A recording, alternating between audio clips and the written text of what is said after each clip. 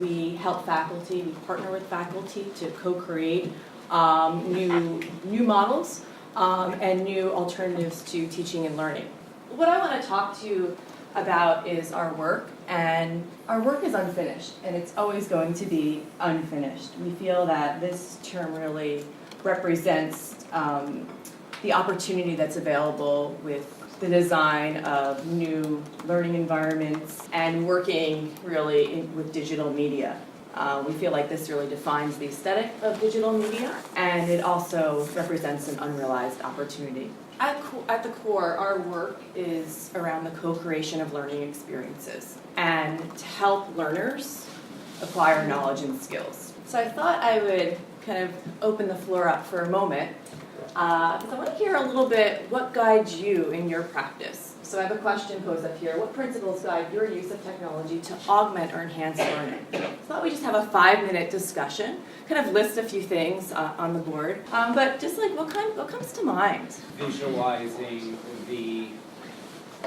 how theory can be put into practice. So theory into practice usually helps me understand more of what I want the technology to present. So we start with theoretical foundation. Yes. Mm-hmm. The theory that one of the theories in social work, just the biopsychosocial perspective on how better to enhance students' understanding of that. So I will use technology to enhance their understanding of certain facets of that theoretical principle. I use it to introduce students to professional practices. So, for instance, Slack is used by a lot of companies. Yeah. So I think it's really important that we introduce our students to technologies that will help them acclimate to whatever professional area that they decide to, go into. So that's the tools my guiding. of work. Yes, right? yes. Yeah. What are the standards out there, not in here? Mm-hmm. So that's the reason why I push for professional practices in the digital space. Teaching a course on gender and education and the role of school, where it's like every day there are 5 new articles. It's a way, even as the semester is going, to help students keep up with what is playing out in real time. Mm-hmm. Within the classroom, I use it to create a more engaged learning environment with the help of softwares that allow me to do some polling so that all 120 students actually are involved with the lecture, and they can see where they're standing and I can assess them. So it's In the moment. In the moment. Yeah. Right. New creative landscapes, new ways of putting together material, new ways of helping students think through ideas that I might not have previously been able to do. Mm-hmm. Mm-hmm. Could you elaborate a little bit? So I'm thinking of our recent project using VR that puts together moments at campuses across 3 different sites, and that's something that I wouldn't be able to do in the same way with a text or even with just an image on the screen. Mm-hmm. Mm-hmm. I use technology to bring my research life into the undergraduate classroom, and I also use it to let students find ways to communicate about the ancient world that play to their strengths, not necessarily written verbal communication, but visual communication as well. Like you showed. Was that? Like in the Like way I you showed, showed, yeah, like like you showed. yeah. An overarching principle from our group is that we prefer empirically validated uses of technology. In other words, theory to practice to research, to we have data, have empirical evidence that it works the way it was designed to work. Mm-hmm. I use it to interact with students because we have a super big class, so it provides opportunities for interaction that aren't there otherwise. Okay, so there's a lot, I agree, Sebastian, there's a lot of great stuff here. What are the challenges now with the implementation of this? Time. Should we use a different color marker? Time. What, I'm sorry? Cost. Lumpy packages and refined needs.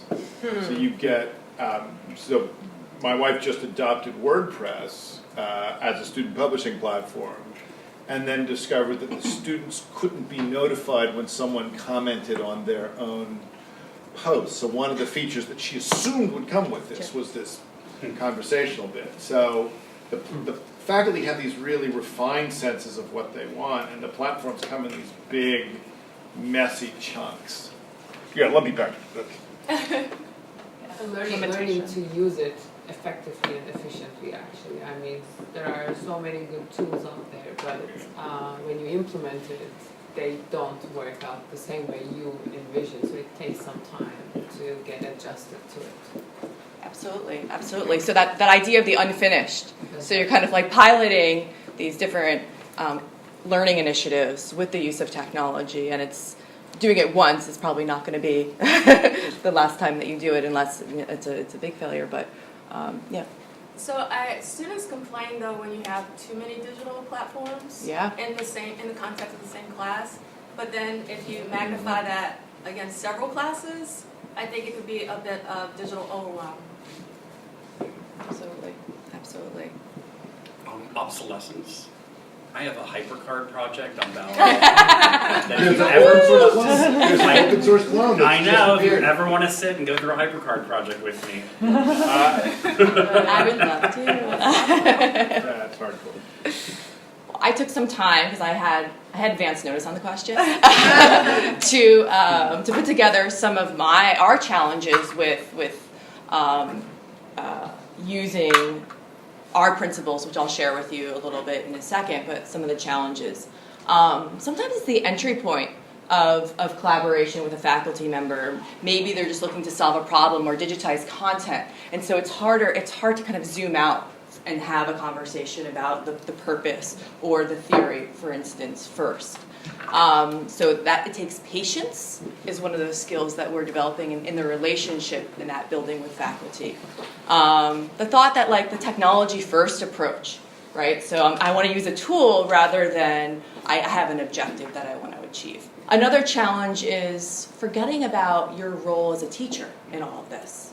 The other another challenge is a focus on information dissemination. So I want to create a video to teach facts and figures.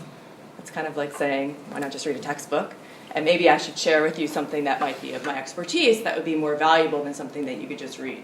That learning science is a real field of study, and it's complex and something that alive and living and evolving. And so how do we educate our stakeholders on some basic principles of sound, even multimedia learning design?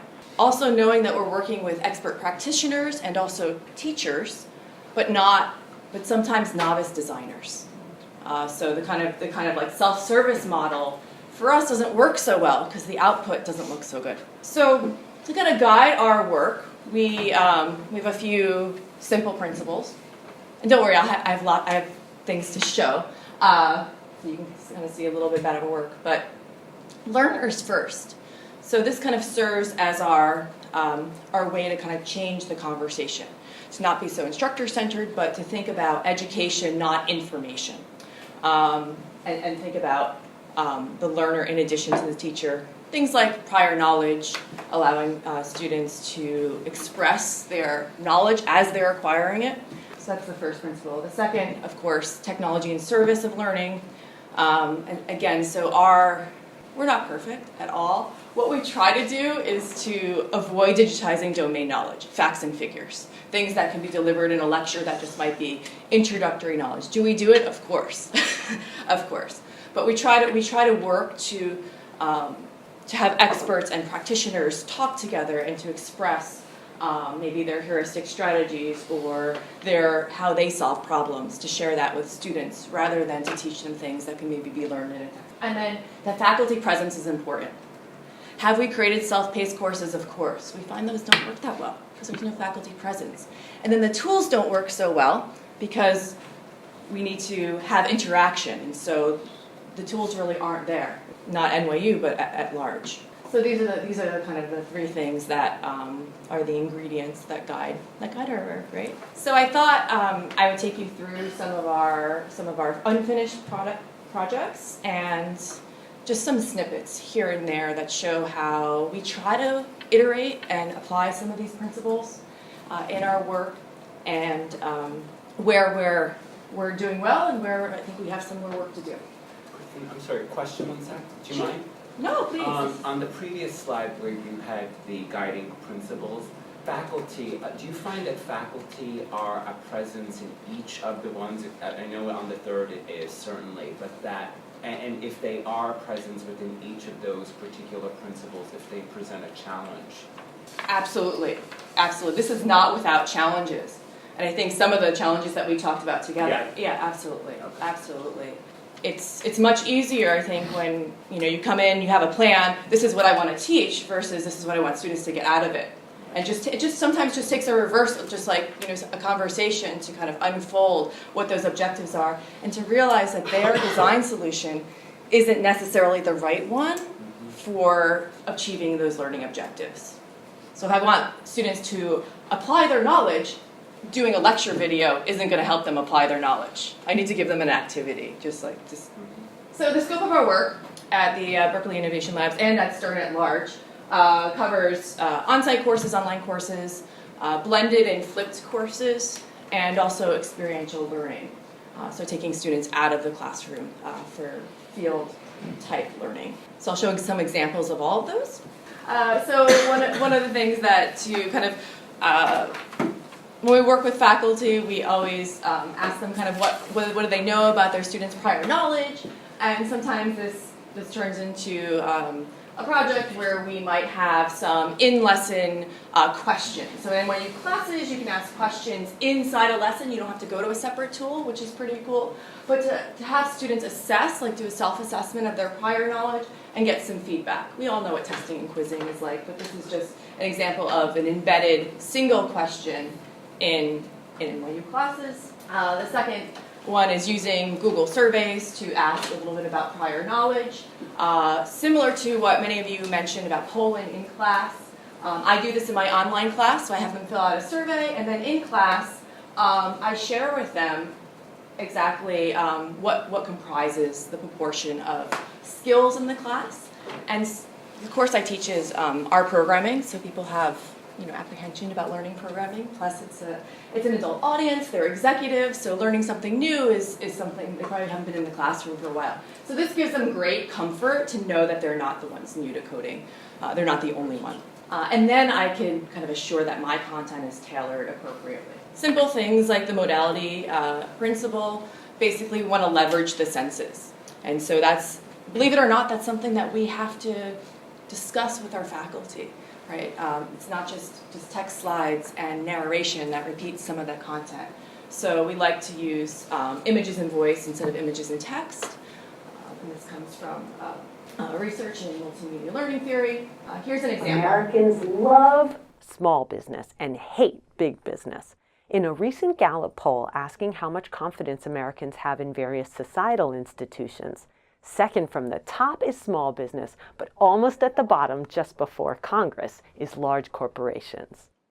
Small businesses generate almost half of the U.S. GDP and have much higher growth rates than big businesses. So that was Batya Weisenfeld, professor of management. This is developed for undergraduate course. Another thing is that we encourage our faculty to have a conversational tone rather than kind of a professional, like boardroom tone. Here's an example of Batya again. When you think of corporations, most of you think about companies like Google or Citibank or Coca-Cola. So just like speaking directly to the audience. Other things that we've been working with, and I think, Clay, you'll find this one interesting, are these worked examples. So we're working a lot with, Stern is trying to have much more of a presence in technology. So we're known as a finance school, and we really want to be the place also for technology and business analytics, data mining for business analytics, and so on. And so we've worked with a few faculty on developing different coding videos.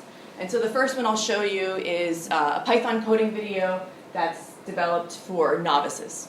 Now, let's take a look at the code.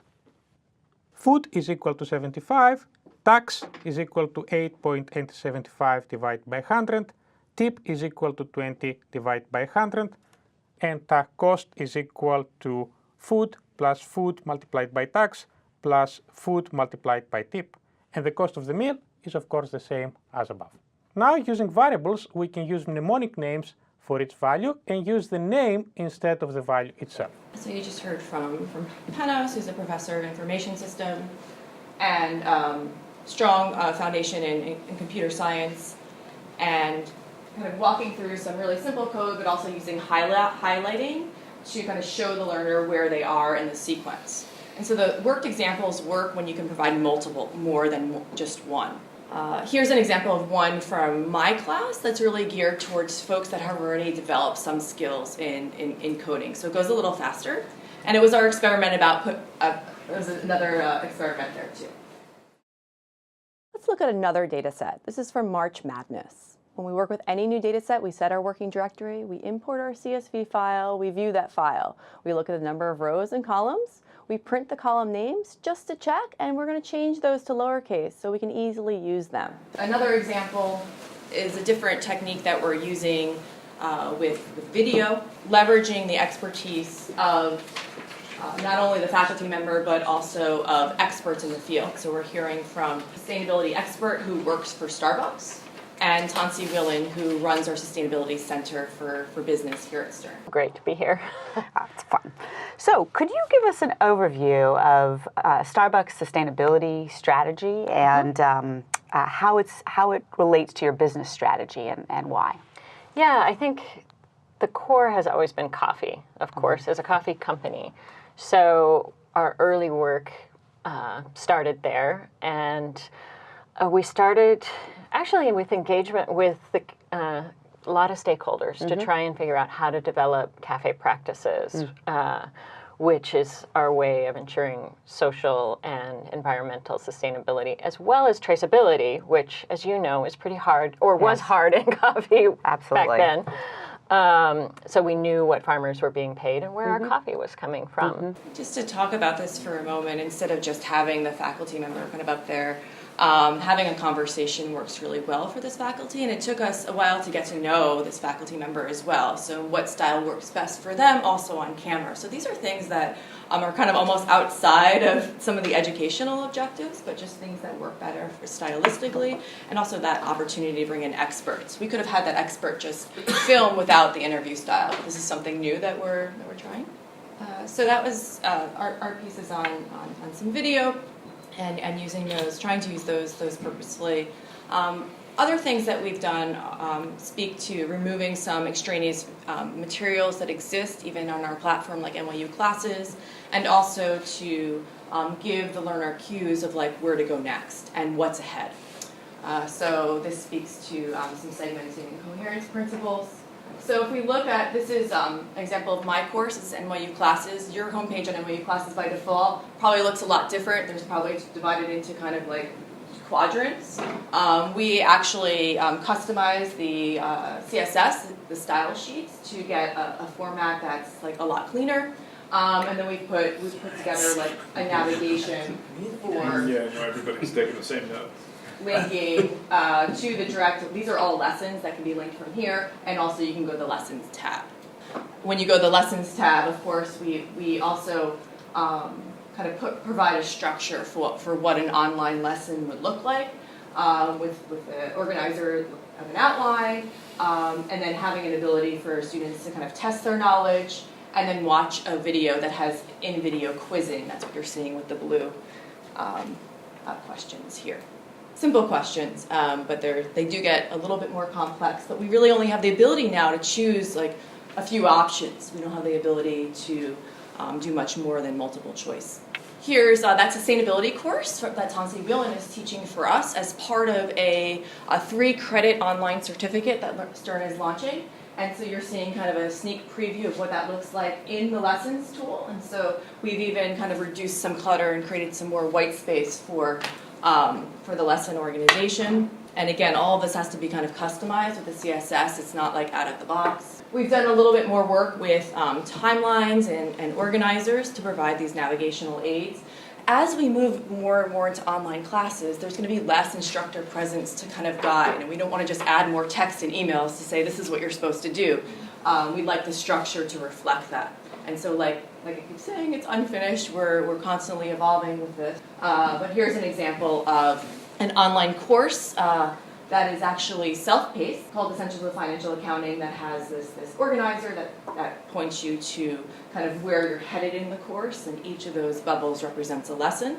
Here's an example of a course that I teach. that gives students a timeline of when we meet synchronously and when we meet, and what's due. So I meet with them 3 times synchronously throughout the course, but there are assignments that I want them to have done before I meet with them, the sequential online meetings. Okay, how did you do that?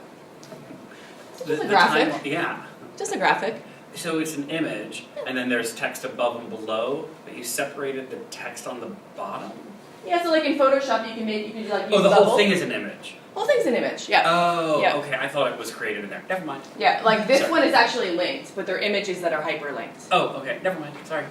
And then the last example I want to show, which was a collaboration with not just folks at Stern, but also NYU Central and various technology teams to help us with video and also managing this project, was a course called Operations in New York City.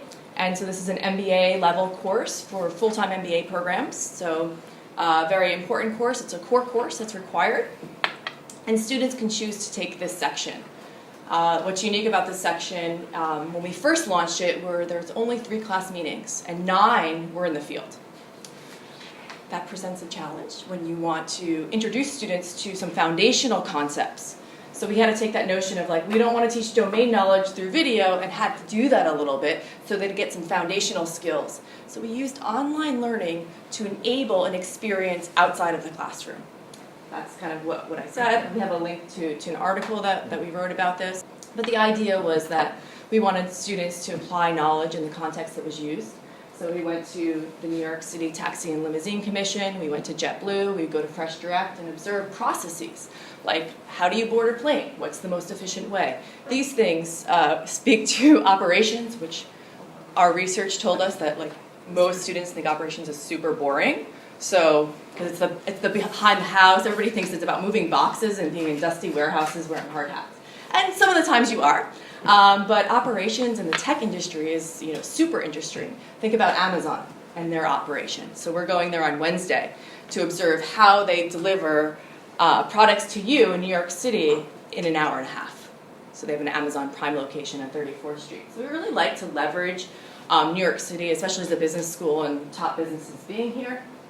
So to support students before we go out in the field, we worked again with NYU Central to create a series of structured video lessons. So we'd start with one, teaching a concept that would be more like domain knowledge, facts and figures about inventory management, the relevant formulas for answering questions, how much to order and when to order. Then we had the faculty do a problem walkthrough of how to solve a problem using the variety of like an EOQ model called economic order quantity model, or other models for inventory management. And then we give them assignment in a video. This would be a 30-second video that would say, now it's your turn. So kind of trying to speak to them. They'd solve the problem, and then we would go to a site. This is an example of a site visit at 3x1, which is a retail store and factory in one in Soho. The factory in the store.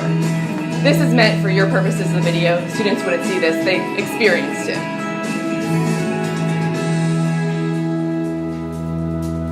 The founder of our company is also the founder of Paper Denim and Cloth and Ernest Sewn. This is his 3rd venture and his real pet project to make really the highest end, best fitting jeans manufactured in the United States. So you pick the fabric, you pick the buttons, you pick the thread, you pick everything that goes into it, and so the jeans are really made for you. The bulk of the production that's being done in Los Angeles is for our wholesale line. Supporting those raw material warehouses, we have about 9 raw material suppliers. You need to know what your distribution is, and when you're a startup, you don't know what your distribution is, you barely know who your customer is. I've listed here the requirements for an EOQ model, especially here at a startup. The demand is absolutely inconsistent, and that for us is like the key thing that's variable. Can you think of any other factors that add into the ordering cost? Transaction costs, like foreign exchange. There's your optimal order quantity, but quantity discounts are going to entice you off of that point. The theoretical EOQ model is used almost by no one in the world because those assumptions just don't hold. Do you guys control when the wholesalers put stuff on sale? So like let's say you go to Saks and it'll be like these brands are X% off. We will swap product. So that was, again, just for your purposes to kind of give you like a little insight into kind of some of the things we do with experiential learning. You know, of course, limitations, can't have 100 students doing this. Need to have students prepared, ask good questions, and all of that kind of comes into the design. But I'm here for questions, and I just leave you a quote from Pierre Leuenfeld on the Unfinished. And thank you for your time.